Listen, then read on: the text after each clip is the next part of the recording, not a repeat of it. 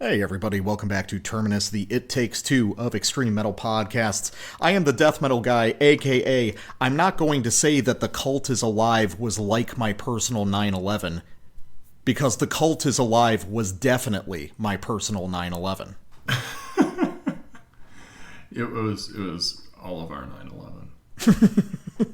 It's the difference. I'm sorry, shit. I'm trying to make an inside job joke, but I was too slow on the draw. And I am the black metal guy, aka Catacomb Over. Ooh, that's pretty good. I like that. That's a hairstyle you develop as an elderly funeral doom musician, I bet. Yeah, exactly. And it kind of fits for what we're covering today, which is like elitist boomer death metal, as you called it. Yes, true EBDM. Yeah, it's like, well, you did make a fair point. You said, when we were discussing what to do this episode, that we've covered basically nothing but black metal. I've really been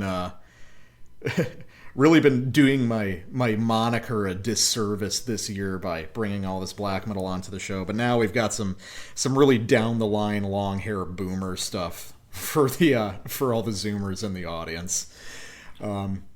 So yeah, let's get to it. But first, the usual housekeeping. Social media: me, Death Metal Guy, Facebook at Terminus Podcast. You, Black Metal Guy, Instagram at Terminus Extreme Metal. Patreon, subscribe to it. $3. Bonus episodes, $5. Terminus Black Circle. Private Discord. Share the memes.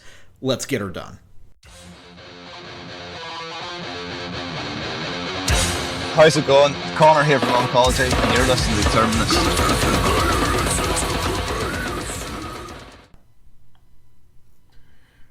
All right, and we are jumping off tonight with a recommendation from our bud Meatman at the Death Metal Shitposting Instagram account. He asked if I had heard the new one by Drowned, and I had not. This is Procul Hiss out on Sepulchral Voice Records. It is Drowned's first record in a decade since Unaussprechlichen. What this is sort of highly occult, austere, highly aestheticized German death metal. This is sort of cool guy leather jacket, sort of European festival death metal at its most arty and elitist, and I mean that in a good way.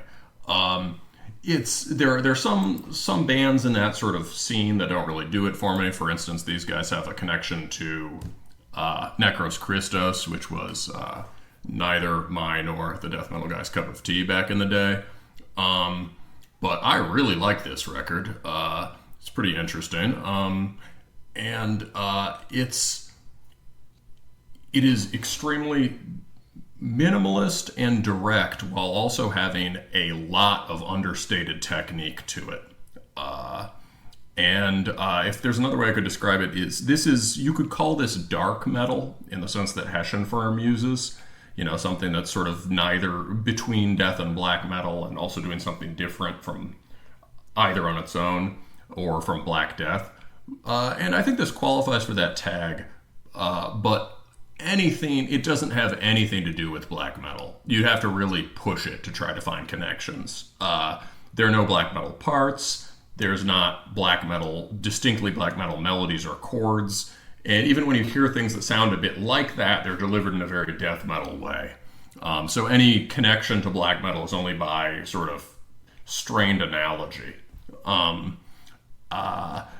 But this is very sort of high intensity, rigorous, and brutal music. So I like it a lot. Death metal guy, what do you make of it? I like this one a lot too. Interestingly, I think you could describe both of the records we're covering on today's show as sort of dark metal. You can imagine them both almost as Häxan releases. Not quite in the exact pocket that they've sort of carved for themselves, but definitely within the greater wheelhouse. It's just a generational difference. But both these bands are both a little bit older than us and the Hessian guys. So that's really it. Yeah. So Drowned is a band that I've heard of but never listened to myself. Their first record, first full length rather, released in 2014, made something of a splash, I think, among like Dark Descent fans, like those kinds of guys. These like older but still deeply underground death metal dudes that really liked this record, as far as I remember, because it was like a return to tradition but still sort of forging its own path. This is a really interesting record in terms of just like deep death metal artistry, because it seems to be I described it in the notes as kind of like if there was some alternate universe where death metal ceased to progress musically by around the mid-90s, but kept progressing structurally and aesthetically. There's pretty much nothing on this record outside of a couple of moments that could not have been done in 1993, but it's presented and laid out in such a way that it ends up feeling thoroughly modern.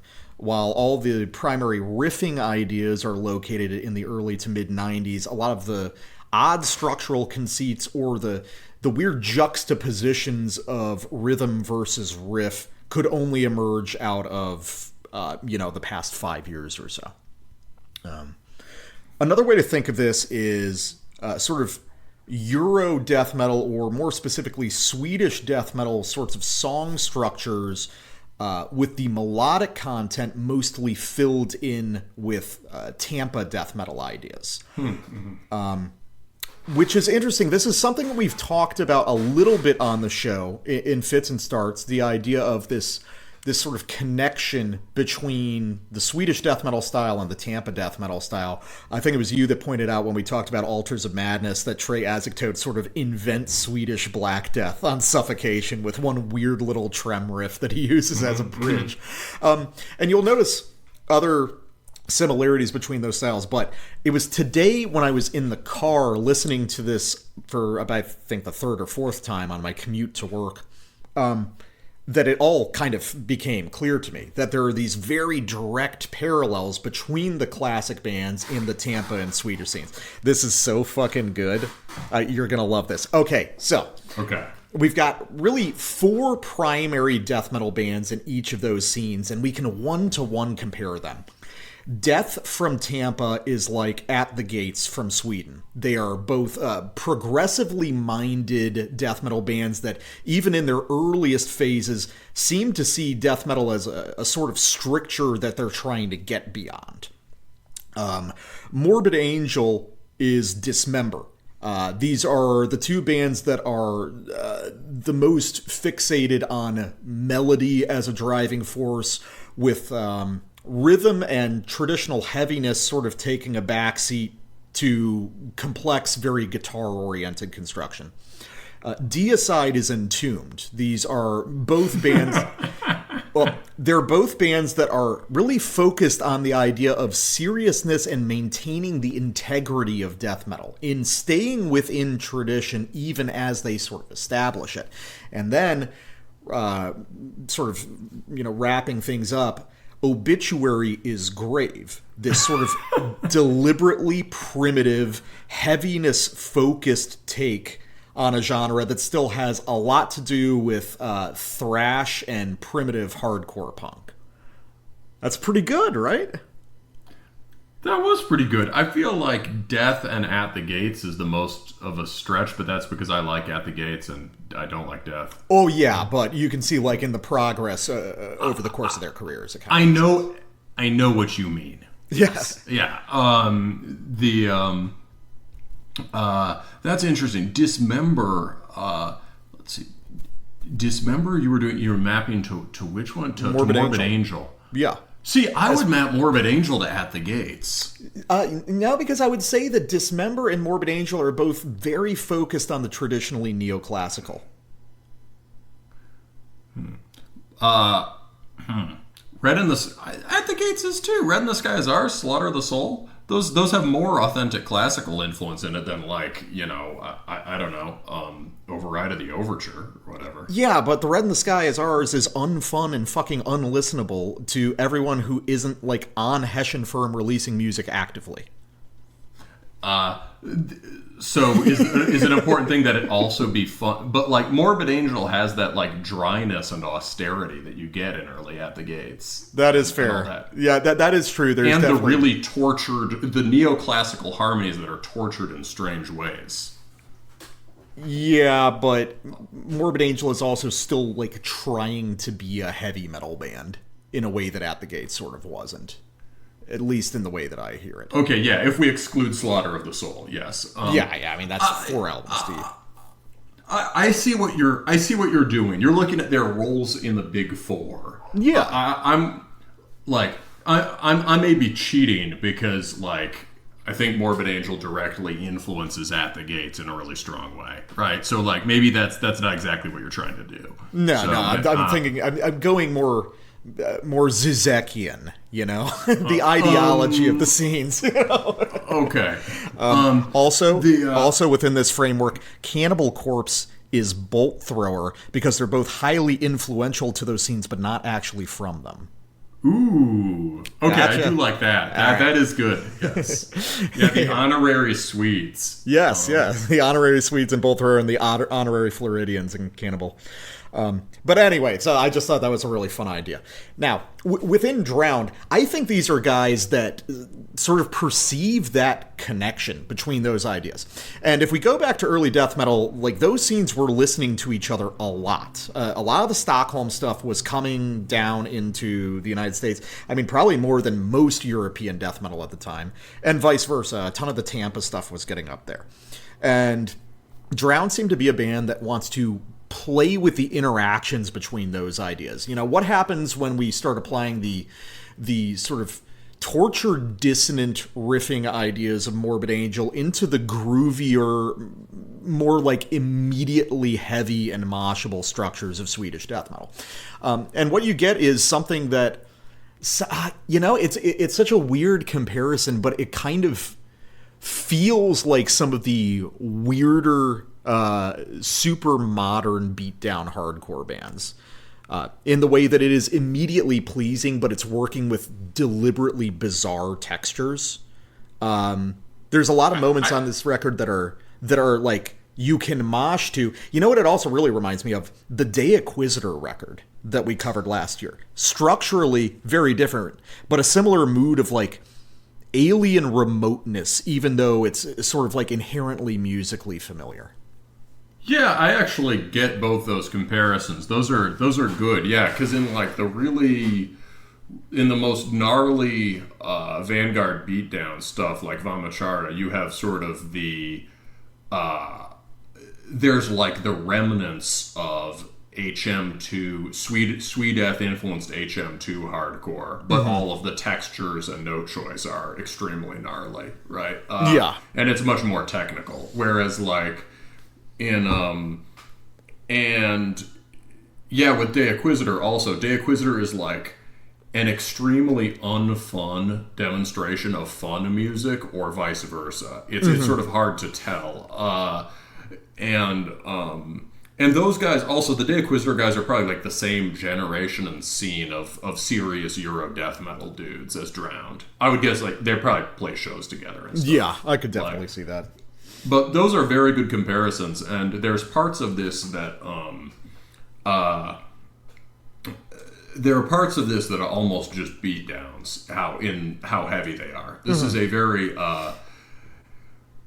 there are some aspects. This has some in common with some surface aesthetics in common with the Reverb Abuse Cavern Core bands, some of whom were also on Dark Descent. But this couldn't be further from them in its sort of in its clarity and in its aggression. Mm-hmm. So I guess we should play stuff. Do you want to go with my sample first or yours? Yours technically leads straight into mine. Yeah, so there's an interesting thing where we sampled, I mean, the first 3 tracks are good, but we ended up sampling pretty much just the back half of the record. Yeah, the back half of the record minus Blue Mothfall, which is a shorter track. So I mean, yeah, we can start with mine. Why not? But I thought yours was a good example of your... You chose yours as an example of your sort of Florida and Swedish theory about the band. So why don't you lead with that? Yeah, that's fine. Yeah. This track, I'm going to go to the fifth track on the record, Man in Devil in Man. And this is sort of my proof case for my idea that I described earlier. All of the ideas present in this sample, except for the very last, very strange riff idea in my sample, are easily available in 1993. But all of them have been manipulated in ways that are distinctly modern. Drowned seem to be a band that want to very deliberately play with strange no man's land type arrangements of what are otherwise very familiar shapes and textures. So let's listen to it real quick, and then I'll get into a little bit more detail of how all those things are working. Okay, quick, before we play the sample, I need to grab some tea that I had. I boiled the water before, but I'm having a terrible caffeine crash. All right, BRB.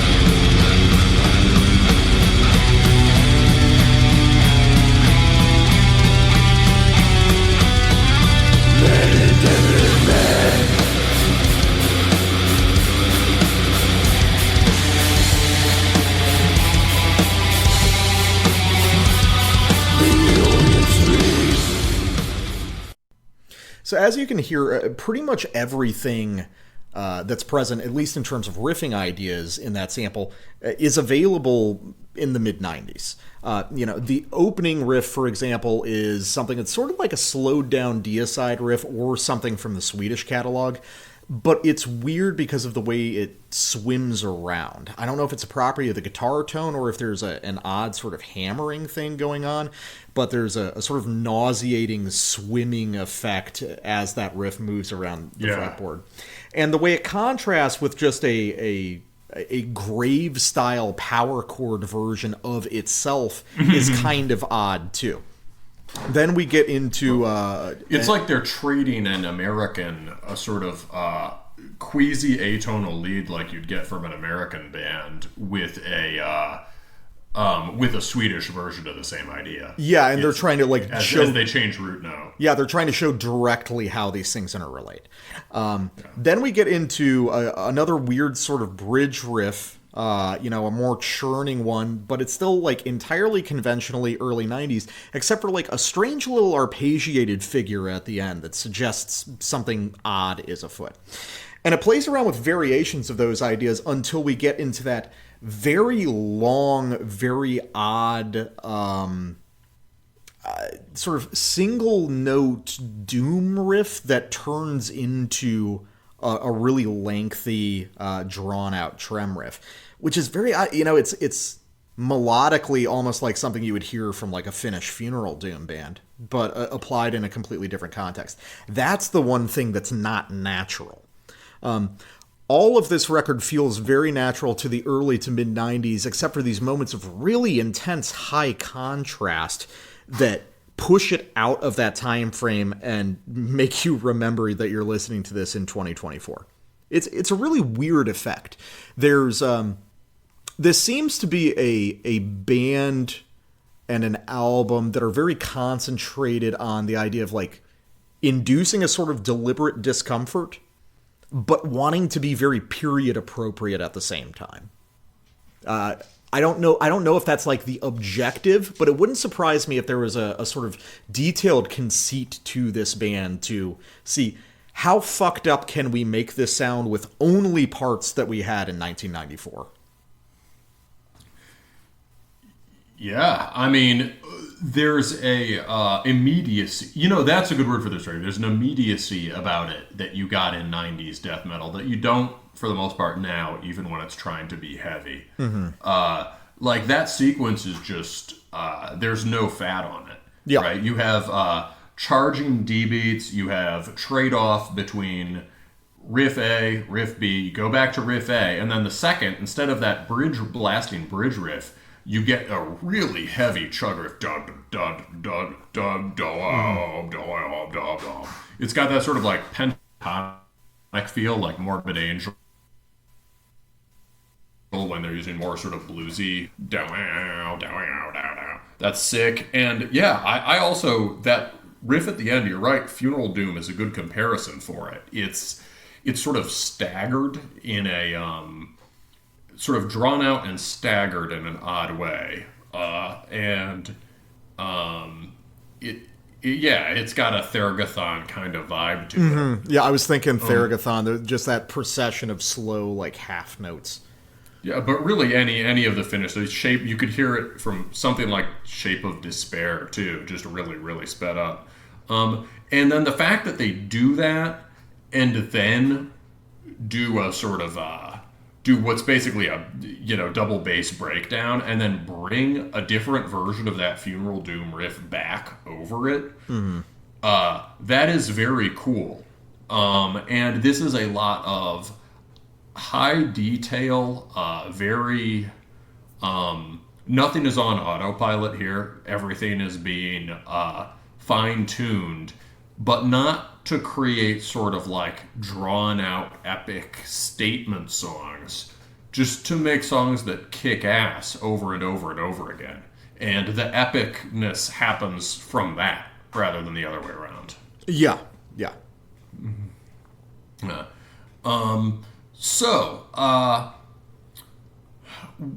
This is my first sample. This is Malachite Mirror. Another thing about this record is it has audible and very catchy kind of vocal parts, which again is a quality you might get in a band like Morbid Angel and not so much in a lot of bands now, right? The lyrics are thoughtful and when you can hear them sound cool. Malachite Mirror is kind of an oddly paced song. It's shorter. It relies a lot on a mid-paced swagger riff, but it kind of zips past. So one rhythmic formula Drowned really like is the Lion's Den shuffle. That is, it's the Morbid Angel song, right? And they take that song into they turn that section, the really memorable part of Lion's Den, into a template for all sorts of riffing variants, and not just the rhythm, but the basic melodic phrase too. And so we're going to start about halfway through the song in the middle of one of these Lion's Den sections, and then see where it goes.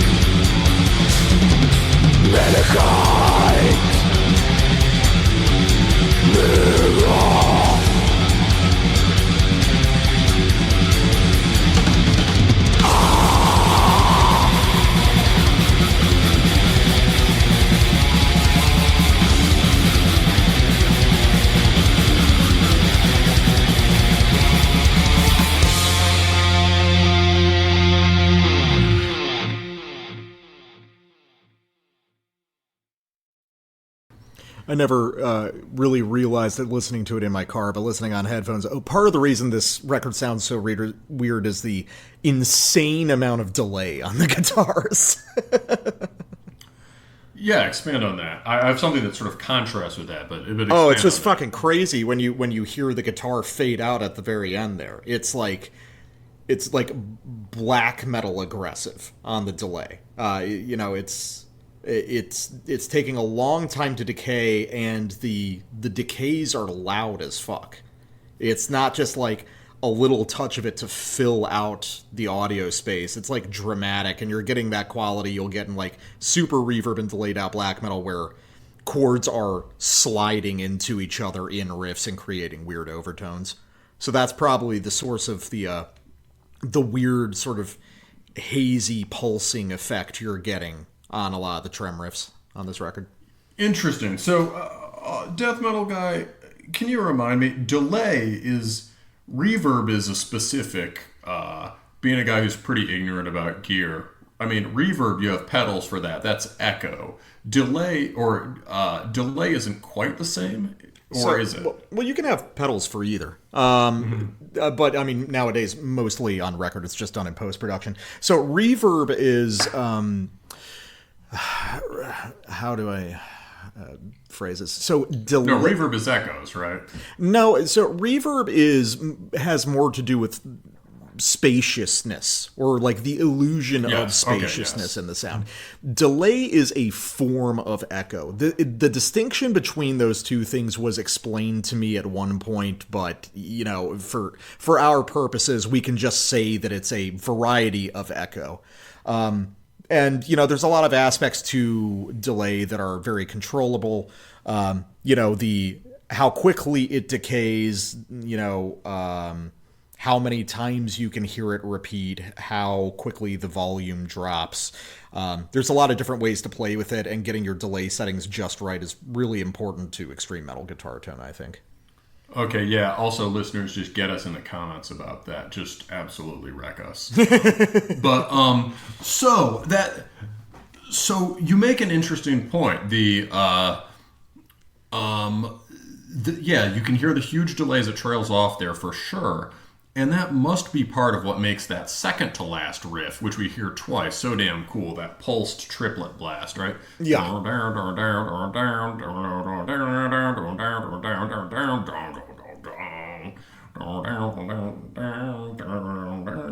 So what's really cool about that riff, that's extremely catchy, right? Mm-hmm. And it's got... There's something rockish about it in the way it's catchy. Like you could hear something like that in a Tool song. Yeah. Where it's got a bit of the Thela Hunginjeet thing from King Crimson. But it's definitely a death metal riff. And one thing that makes it so good and makes the whole record so good is that despite the huge delay on everything, the riffs are extremely crisply articulated. There is very clear playing rhythmically. You can hear every pick. They've sacrificed a little bit of gain on the guitar tone.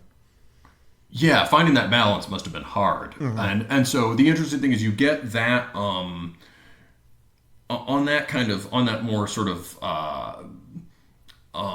that sort of skronky gliding riff there, you hear these very crisply demarked notes, and what they never do, Drowned never fall back into reflex patterns. They're always actively attacking the music, and they pay an obsessive attention to rhythm in the way that the old death metal bands did. So in that riff, they're never just... They could just play that as, like, sort of, I don't know, triplet eighth notes the whole way through, right? Mm-hmm. But they immediately start subdividing it into sixteenths, and they do it really cleanly. And then they change. Then they do a cool B variation on the whole riff with like power chords and quarter notes. They don't just sit in a pattern. And that way of playing is also very old thrash metal. You would hear somebody like Slayer or Metallica doing that in these chug riffs that have kind of complex rhythmic that sort of like redirect themselves in the middle of the chug riff. That's not something that often happens in modern death metal playing. So yeah, Drowned pay very careful attention to rhythm as a way of creating heaviness, but also just varying melody and texture, and you can hear that here. And you can hear the really cool difference between, say, that section that has that kind of legato picking, and then the much more aggressive picking in that last blasted section, which trailed off in the way you noticed. Yeah. This is another case where the band is really interested in...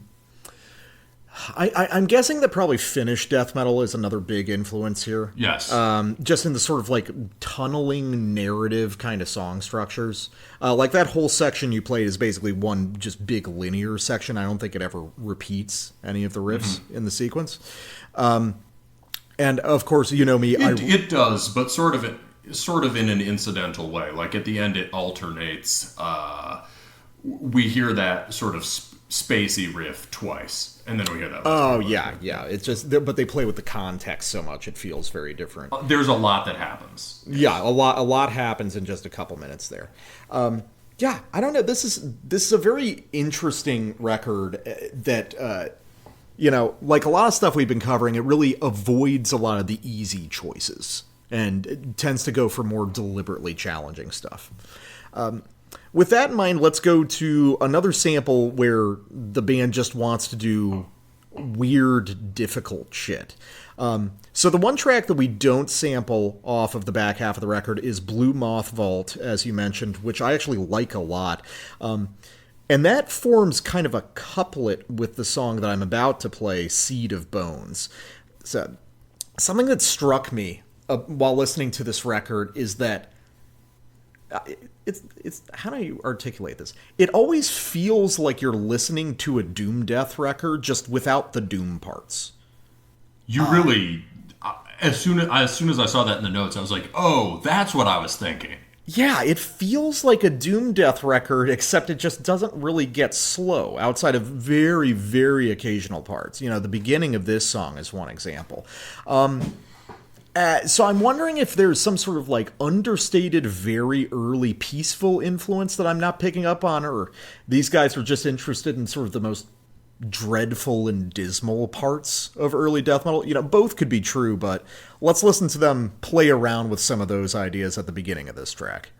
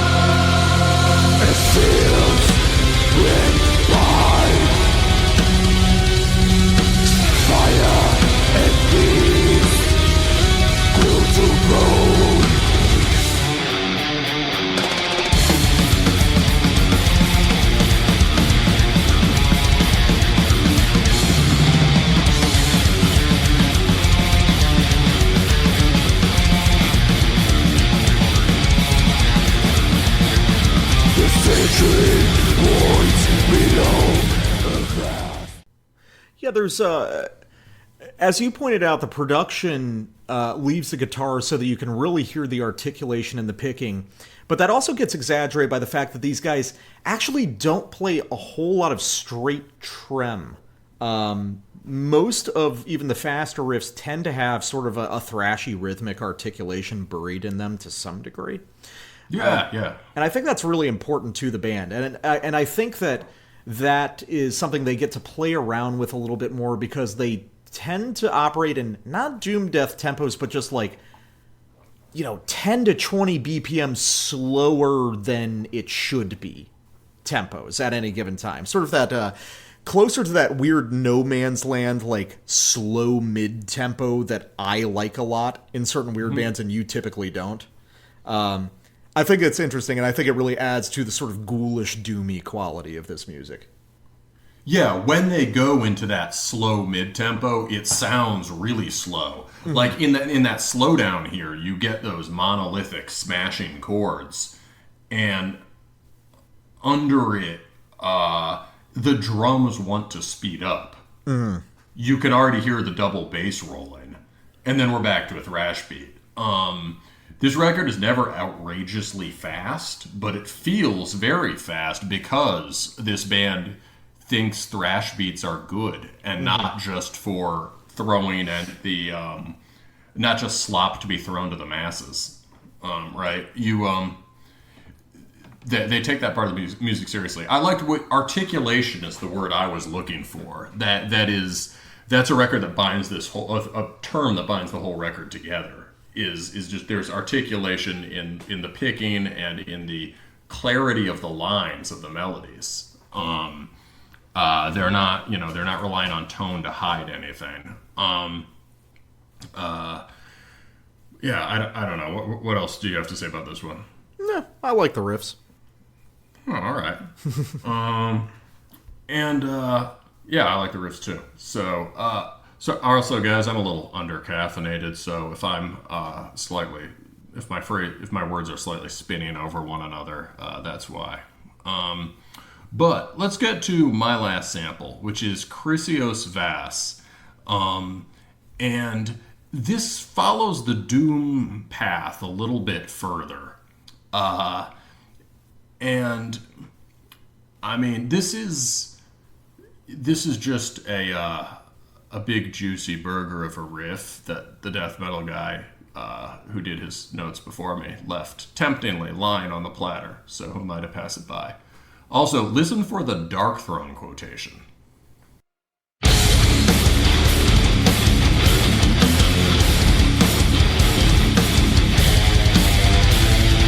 Those the spirits, Scorpio, lava shines.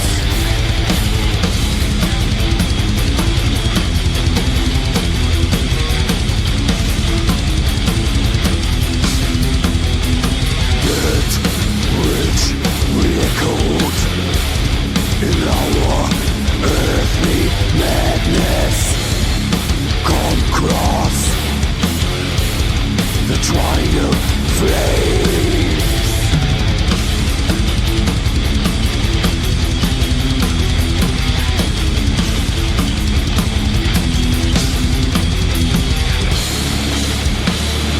Let us now ascend with our Ulysses for your author wings.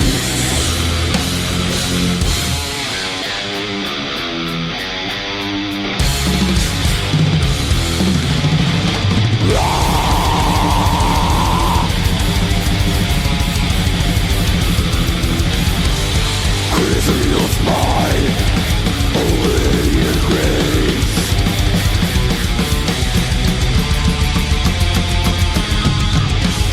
Path of transformation, insignificant.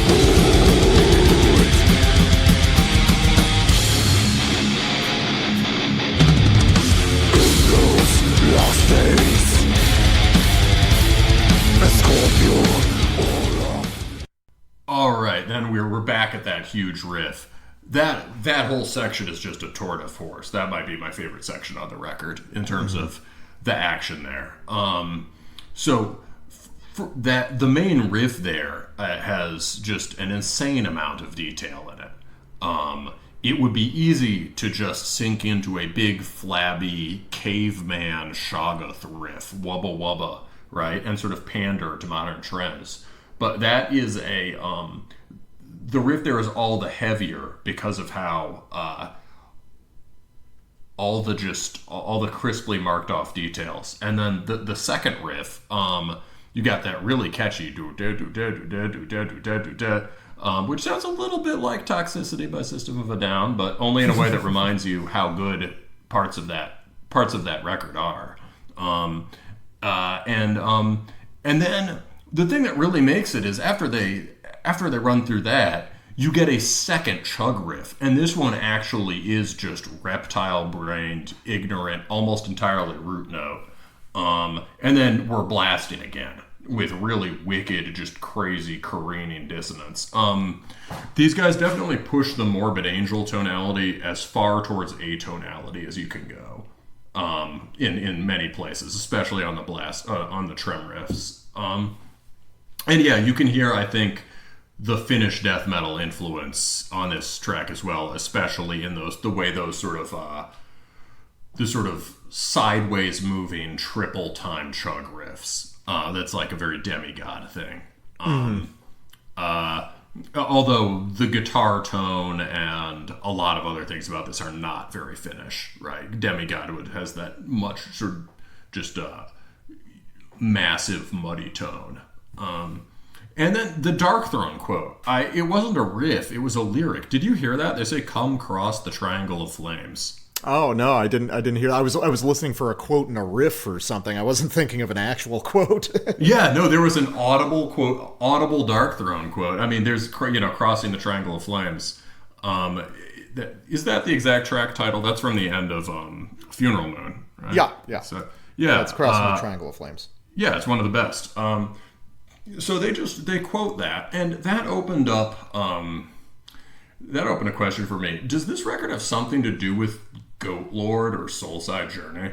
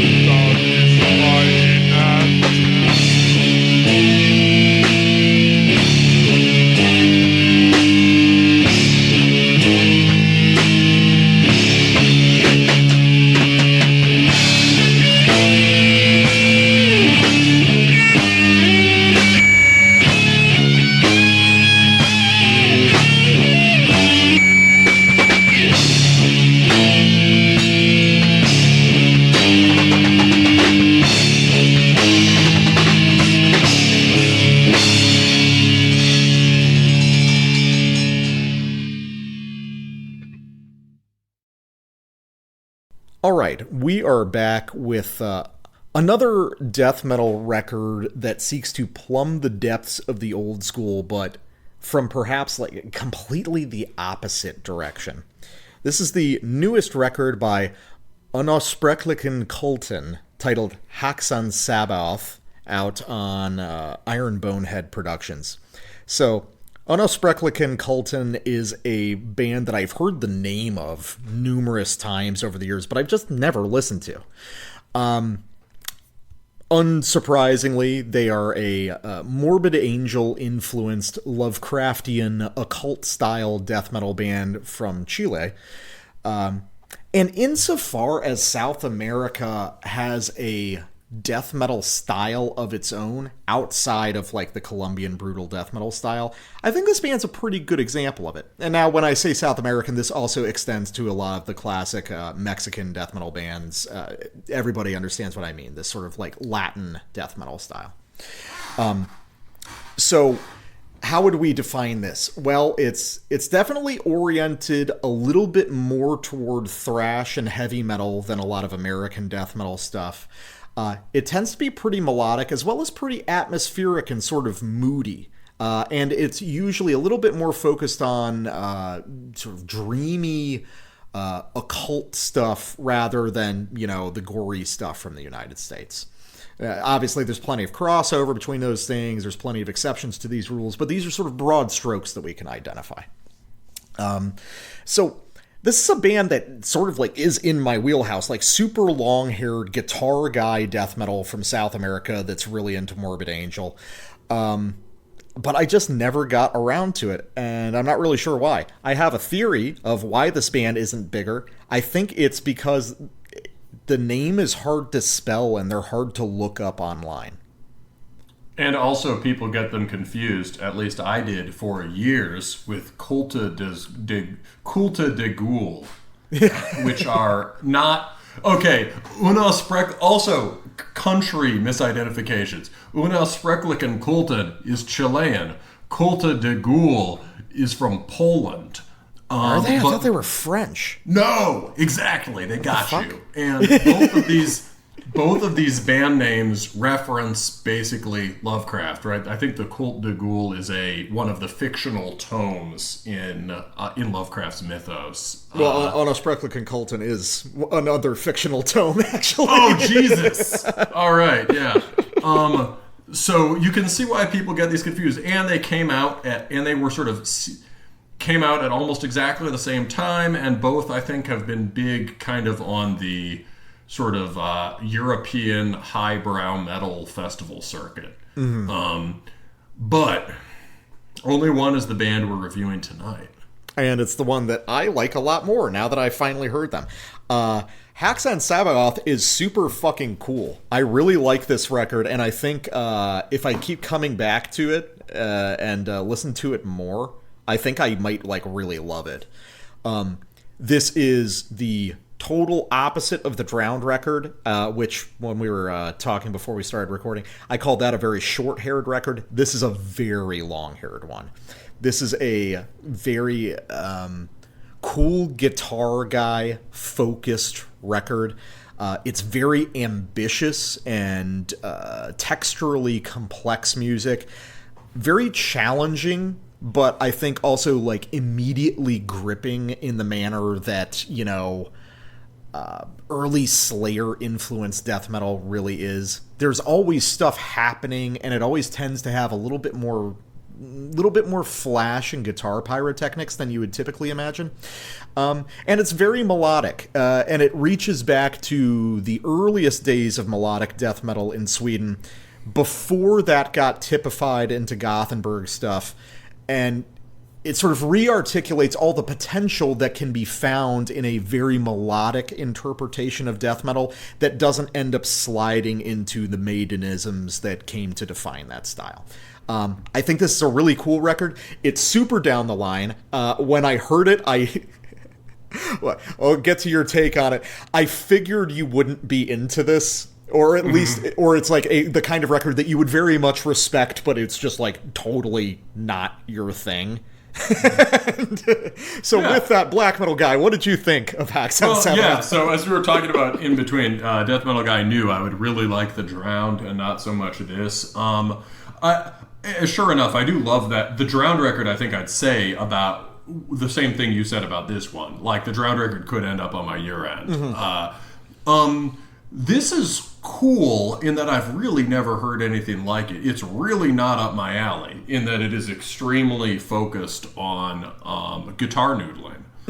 However, it's very high quality. Noodling is kind of I'm being a dick. I'm making a joke. It's not really noodling. Yeah, it's noodly, but it's not in a pejorative sense. Yeah, this is very focused on what I would say is that this doesn't remind me of melodic death metal as much as it reminds you. I think because I have very I'm thinking, okay, does it sound like early Dark Tranquility or early At the Gates or whatever? To me, not so much. However, there are melodic death metal. There are death metal riffs that are melodic here as the basic bread and butter sort of trem riffs. And to me, those just work basically as like staging rockets for guitar solos. Yes, this is extremely lead focused. It's very much focused. Yeah, there's and there's sort of a spectrum of leads from spooky atmospherics to wailing solo. And all of that happens at various tempos. It is...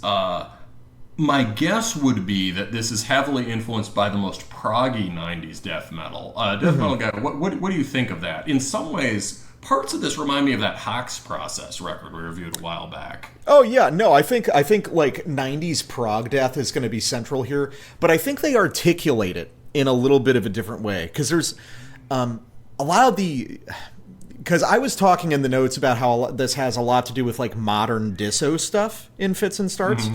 And you were like, could a lot of this be attributed to like prog death from the 90s? And it's a little bit of both, because the note choice, certainly. The intervals being played, the melodic ideas, yeah, very 90s prog death. But the weird sort of spacey textural articulation of them, I think, is thoroughly modern and descended from the ulcerate style. So, that's fair. The tone is very modern. And that makes a lot of sense. So they're taking this 90s prog death stuff and modernizing it so that people in the comments will say, oh, this sounds like ulcerate. Well, yes and no. Yeah. I mean, really what I think this sounds like in a very direct way is sort of what I always wanted the Chasm to sound like. I can hear that comparison makes sense. Yeah, so highly guitar-based Latin death metal that is really rooted in heavy metal. Yeah. The Drowned sort of installs itself in the most aggressive, hardcore influenced death thrash of the 80s. Unaussprechlichen Kulten is very grounded in just heavy metal. Yeah, Unaussprechlichen is one of those cases where you hear a death metal band that is very severely and deliberately divorced from punk. Yeah, this is totally unpunk, although it is sort of unhinged, bizarre. You certainly couldn't call any of the 90s prog death bands, cryptic. Or this is deeply cryptic music in a way that gives it a bit of the Black Death vibe, right? I mean, yeah. Well, I think that might also come from. I feel like this is kind of a long shot, but I think this has a distant relation to some of the weirder things that were going on in sort of prog black in the early to mid 2000s. I'm thinking about like. Like a lot of Dan Swano bands. I think this has something to do with Edge of Sanity and also has something to do with Diabolical Masquerade. These kinds of bands that nobody really talks about anymore, but were huge, like, internet metal things in the 2000s. Was Edge of Sanity a black metal band? Do you mean, like... Edge of Sanity wasn't... They were They were a very progressive and ambitious melodic death metal band, but the guys involved in that were also involved in a lot of, like... proggy black metal stuff. Oh, that makes sense. Yeah, Dan Swano, that was sort of his brainchild. He was involved in all sorts of bizarre shit. And in that era, there was just a lot of like really fruitful stuff that was happening in these proggy reaches, like stuff that you could dismiss as corny now, but is also just like really fucking cool at the same time. Yeah. It was an odd era. Also, before we get into the samples, actually, wait, no. The death metal guy wrote something really funny in the notes, but I'm going to make him read it at the end. So I guess I'll let me read it where I was intending to read it, which was after listening to this first sample. I'm glad that you like this description, because it's really the atmosphere I feel about this record. And I like records with really weird, very specific atmospheres that you might not typically associate with an extreme metal album. But anyway, I want to go to the second track, Cuatro Velas de Sebo Infantil. So there's a lot of borrowed black metal technique on this record, I think, but it's formulated in a way that makes it feel very death metal. There's a passage at the end of this sample that's almost pest noir, but it gets executed in a way that points to Gothenburg, Melodeath, or even like Cradle of Filth. And the result of this strange hodgepodge of influences is a very distinct atmosphere that we'll talk about after we give this one a listen.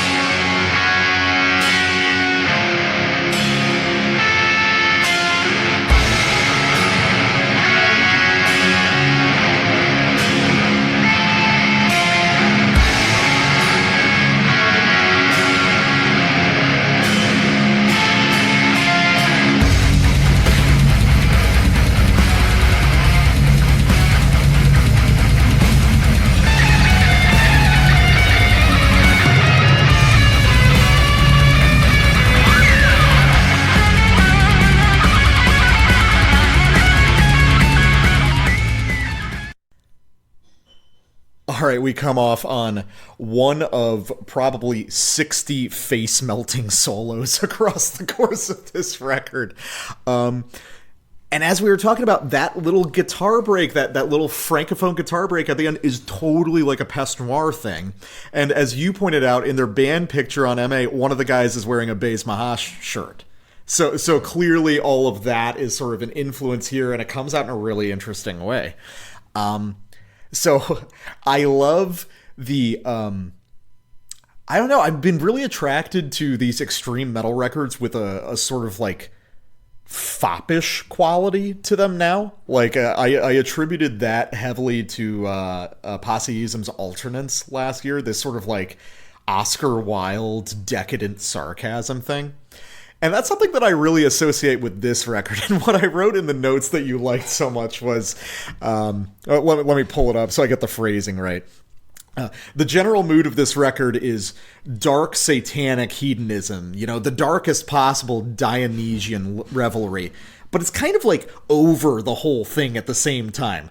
The succubi are great, yeah, but I need to get back to my dreadful laboratory. Yeah.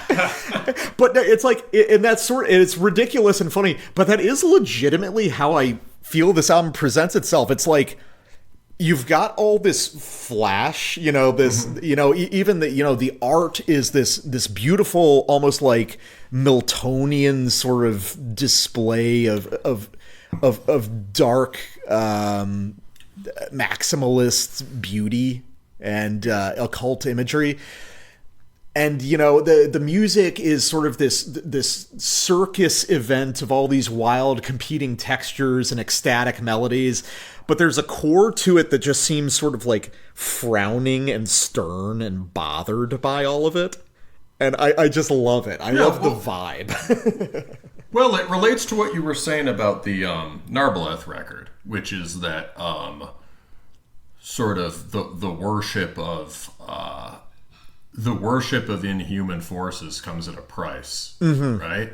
And I think these guys, Unaussprechlichen Kulten, are very serious about that Faustian aspect of Satanism. I feel like the cover, I feel the Milton thing, but I think especially like Goethe's Faust. Yeah, that's what I was trying to get at Faust, but it totally escaped me. And in Faust, there's this element of sort of grotesquerie from both, ancient pagan myth and peasant folklore and the medieval witchcraft.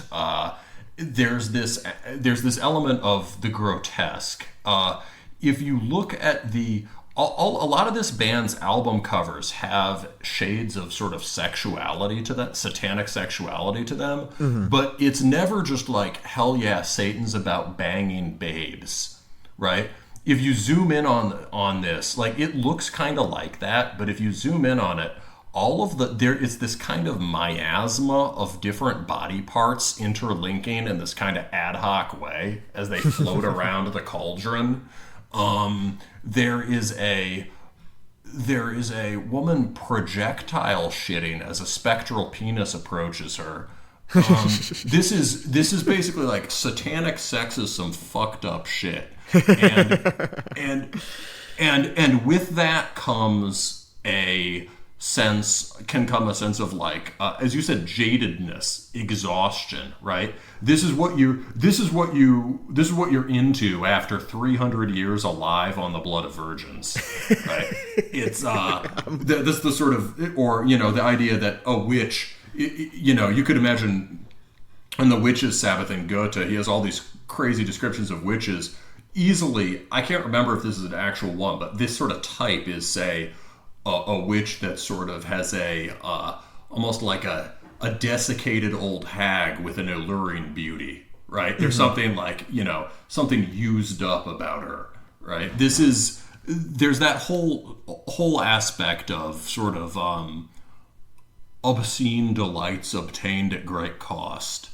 So there's a deep sense of like the really dark side of Satanism here that links it to the Lovecraft stuff, and a sense of like the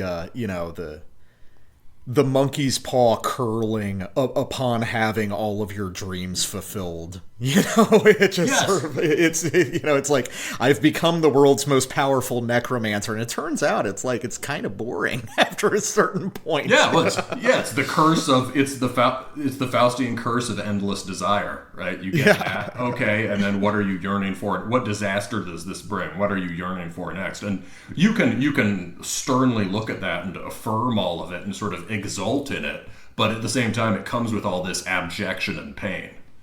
Yeah. So this band definitely is like cool and has some like has an interesting perspective on the subject that puts far beyond most bands that are just like name dropping Lovecraftian gods. It's let's get to, speaking of which, the next track is called Our Almighty Chthonic Lords. Let's name drop some Lovecraftian gods.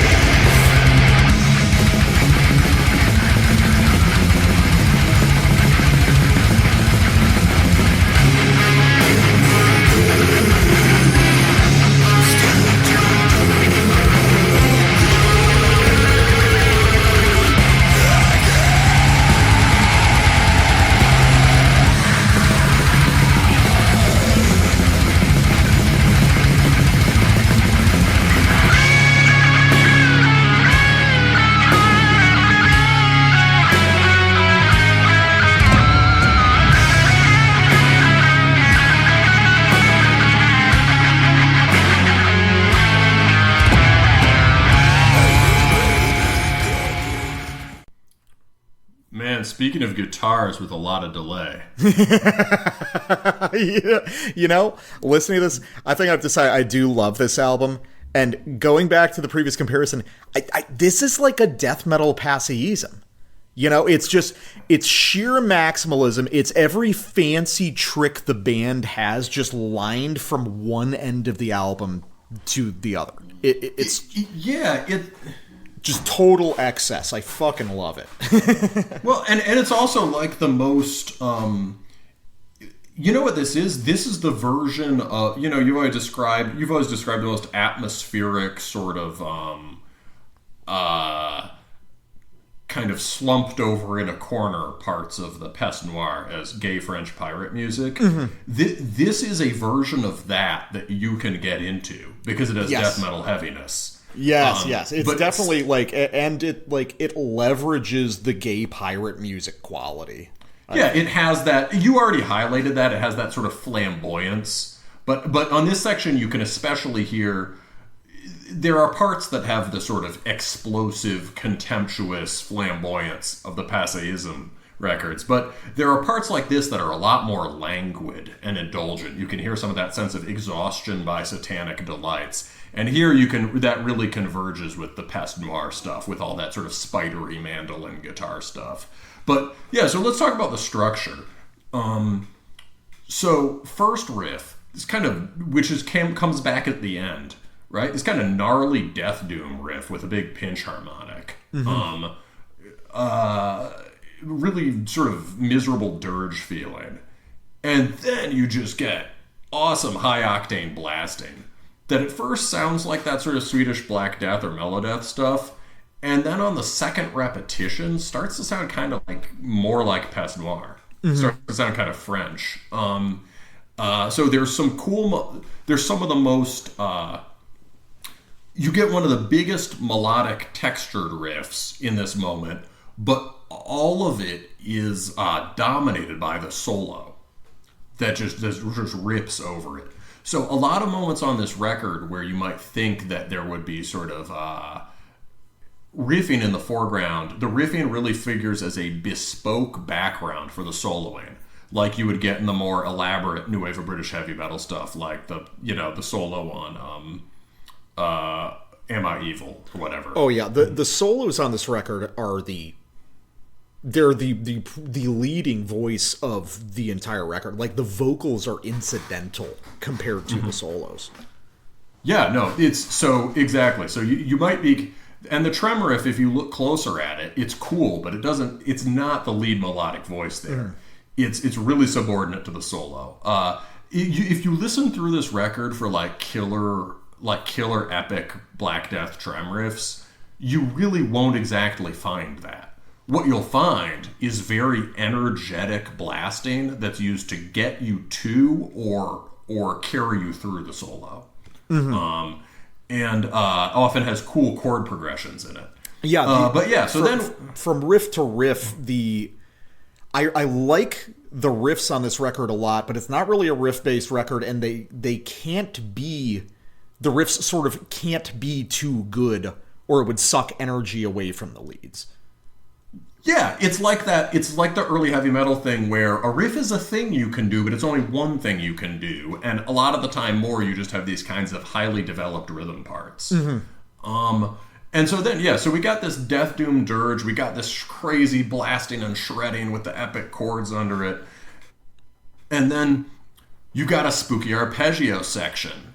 And I love their spooky arpeggios. What makes theirs different? I don't know. I think it's just a mood thing. I think that it's because they're I think it really comes down to atmosphere, because they're spooky, but they're coming from within the spooks. You know, they're not trying to. An orthodox band is trying to scare you, the guy listening to the orthodox black metal band. Here, you're participating in the spookiness. You know, the incense is filling the den of iniquity that you are hanging out with the band in. Okay, that's fair. Also, I mean, there's another good idea that's coming from within the spooks, in that the whole record is spooky. Whereas on the sort of corny moments on Orthodox black metal records, it's like you hear these sort of like big blast riffs, and it's like, ooh, it's the spooky part. This part is, that's a really old Terminus gag that we just had to repeat for new listeners. But the spooky arpeggios. Yeah. Well, I mean, we have to remind listeners what Orthodox was at this point. Yeah, exactly, right. So, the part where Watan goes...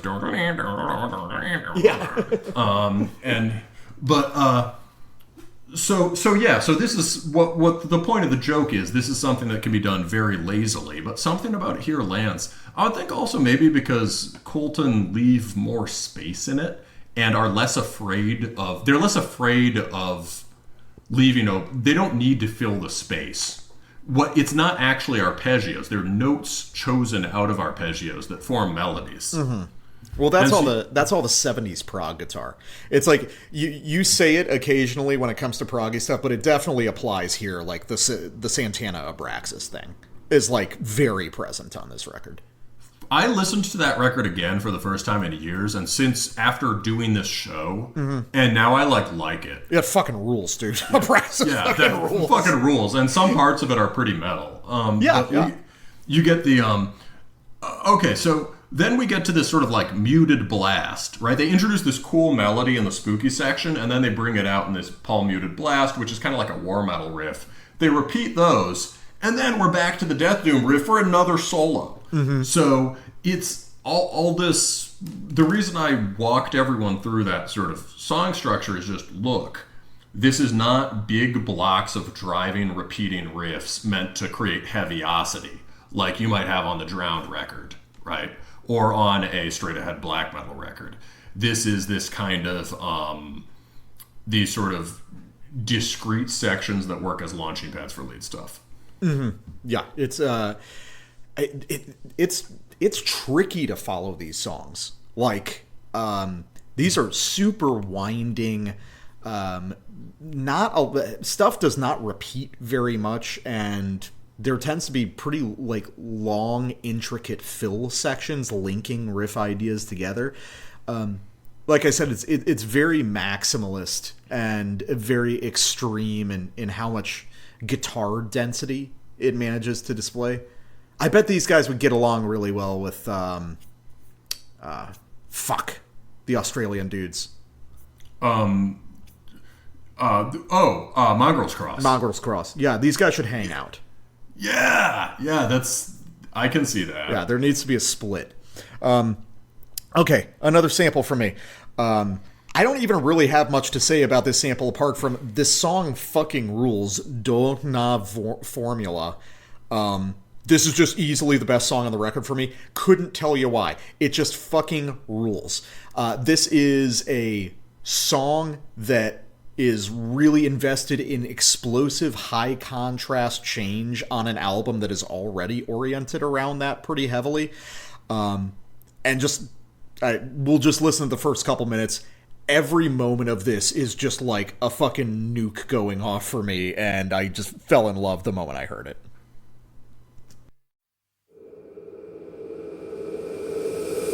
The strength thinks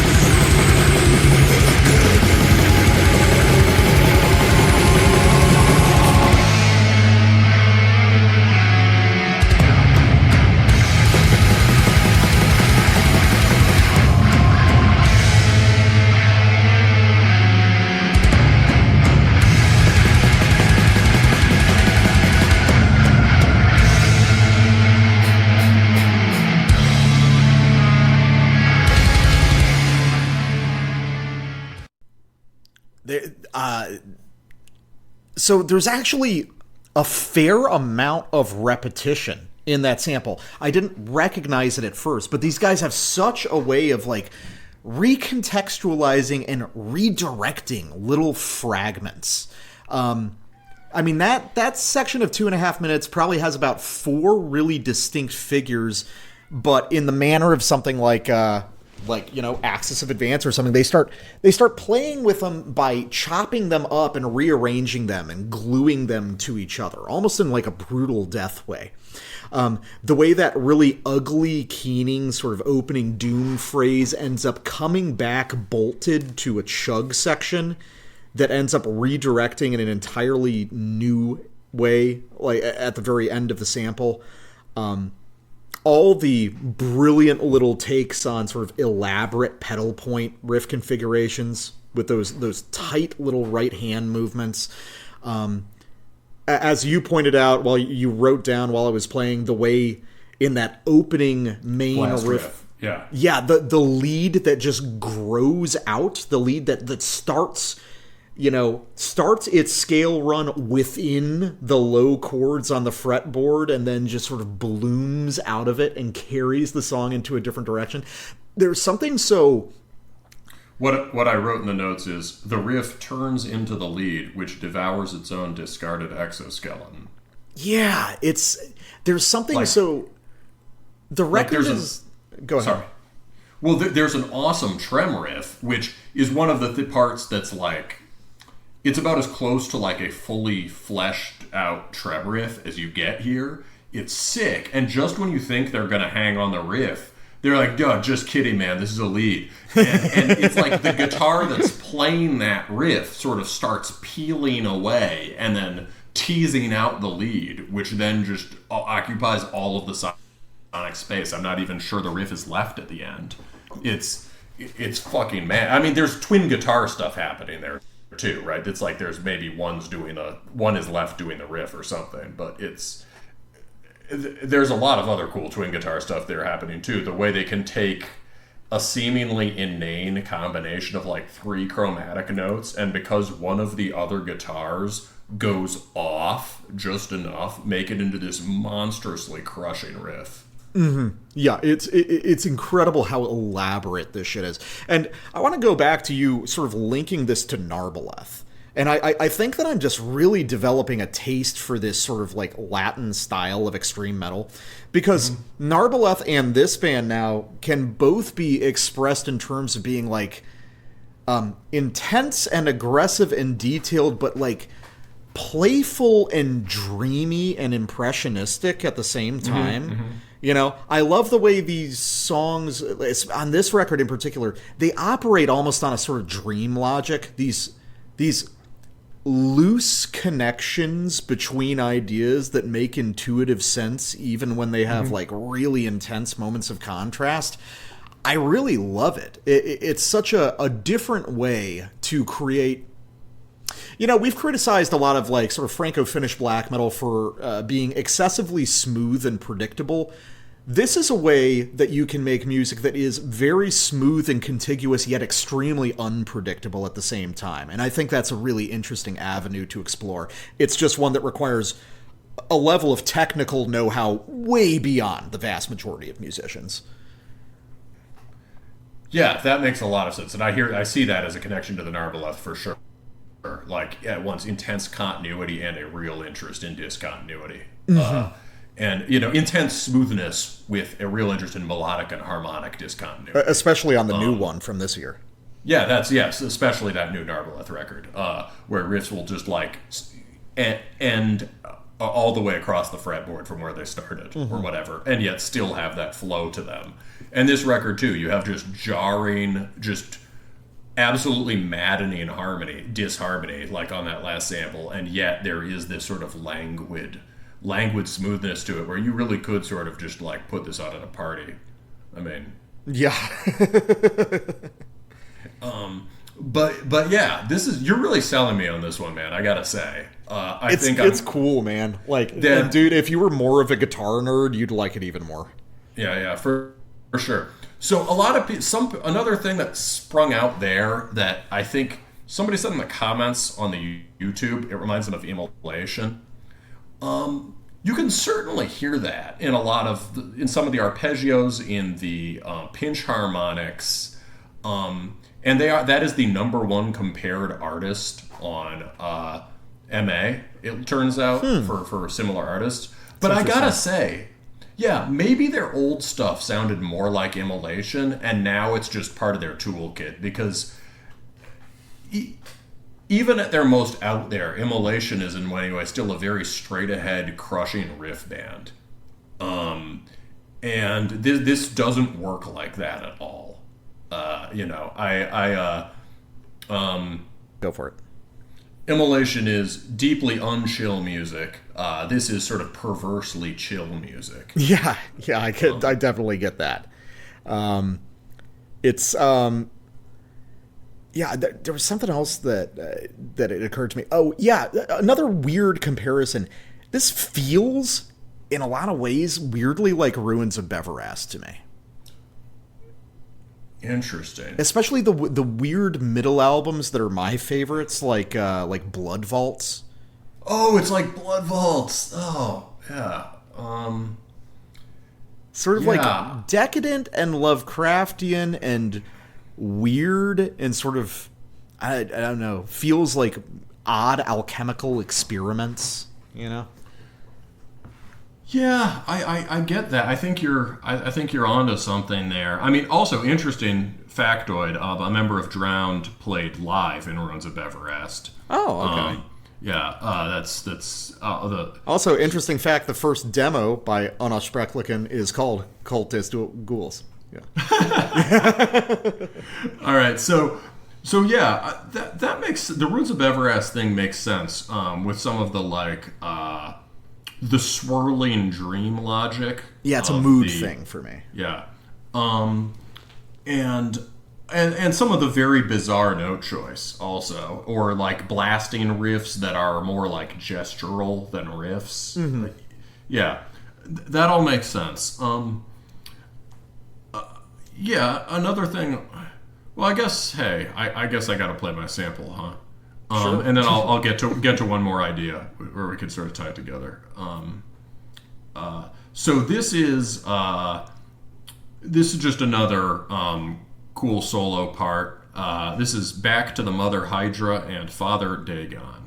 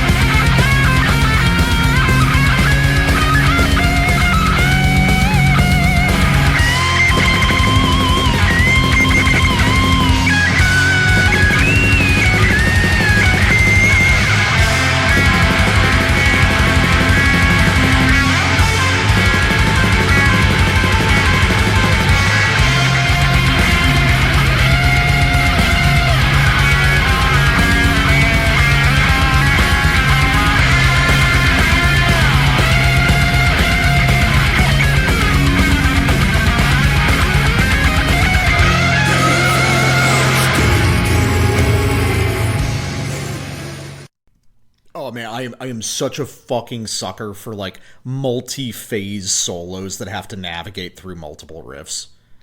That's like a classic Cryptopsy thing, and I can never get enough of it. Yeah, that was all very cool. So you could hear at the beginning there was a lot of isolated blasting, but those chords were just a tension builder for the solos. And then it's just blast riff with soloing, slight interruption, blast riff with soloing, massive slowdown, huge solo. We're blasting again. There's more soloing. Just fucking sick. I quit guitar. One thing that's cool about the solos here is that even though these guys have that kind of traditional classic rock finesse that you hear in The Chasm or whatever, or in, you know, the old records they're into, they also like Kerry King. Oh, right? yeah. You're especially on parts like this, you can hear that you're only 1 degree of separation, one very large degree of separation from like a discharge whammy bar solo. And that noise dimension of the soloing really sells it for me. But yeah, also the sort of the shifting phrasing in it, in the way that you can listen to that like a Jimmy Page solo or something. The way that by the end of the solo he's improvising chordings, like interacting with the rhythm guitar and whatever, it's really cool. So one thing you could say for this is that there's less, even though I've been talking about how, okay, the rhythm guitar doesn't work in the way you're expecting, the riff-based way, there's really less of a rhythm and lead distinction here in general. There's something other than just like riff part and isolated solo part going on. There's a lot more interaction between the different layers. Well, I mean, I would describe it as like, the leads are obviously the primary voice, but they're unusually reliant on the rhythm guitars. I think the rhythm riffs underneath are really important for sort of maybe not, you know, driving the music, but sort of like sculpting the passage for the leads to move through. You know, they're constructing a space for the leads to play around in. No, I think you're right. They're like really good chord progressions. Like a good shoegaze song or something has a really good chord progression, which has a melodic quality to it. And that's where like a lot of the heavy lifting is done before any of the vocals. And there's something like that going on here. So yeah, no, I can hear that for sure. That's the only way you can write this music, right? You have to put some effort into writing detailed, worthwhile progressions, and then you go into the jam room and do a bunch of drugs and rip it. Yeah, this is unbelievably fucking hard to make. Yeah. And way to tie it together, I don't know. Mother Hydra and Father Dagon, ancient reptilian water deities. There's if Narbaleth has an unusual association with the moon, right? We're talking about Narbaleth as being kind of lunar black metal. Unaussprechlichen Kulten has a very aquatic focus that's unusual in this.